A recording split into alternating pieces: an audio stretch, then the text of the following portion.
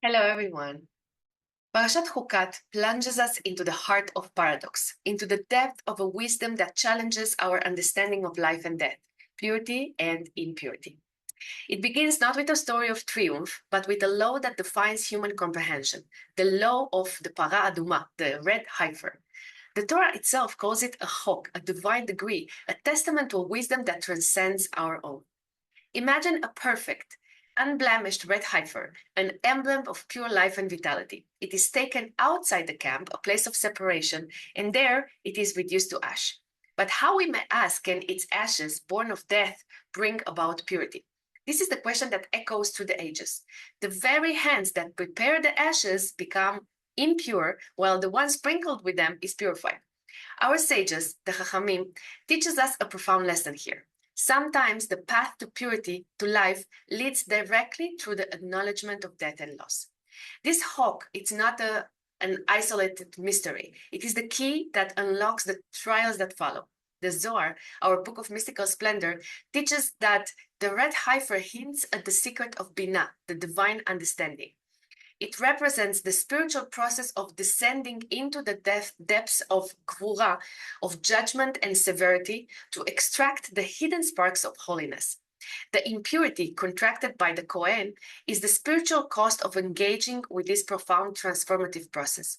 This theme of life emerging from loss resonates powerfully as the narrative unfolds. With the death of the prophetess Miriam, the well that miraculously sustained the nation vanishes. The source of life, it seems, is gone. The people, lost in their grief and consumed by their thirst, do not immediately connect it to events. They had taken the life-giving water for granted, just as they have taken for granted the quiet merit of Miriam. The Zohar explains that Miriam's well was a physical manifestation of this very life force, drawn from the depth of divine understanding. When her physical presence departed, the vessel for that revelation was hidden, forcing the people to seek a deeper, more internal source of spiritual sustenance. Faced with the people's despair, Moshe, in a moment of human frailty, strikes a barren rock instead of speaking to it as commanded. Water gushes forth, but the act is deemed a failing. Why?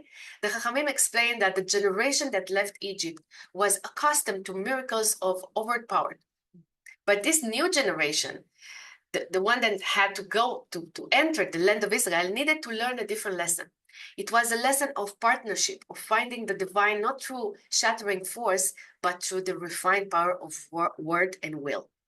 The Zohar adds another layer, teaching that striking the rock was an act of external force, a manifestation of the lower, more severe aspects of Gvura.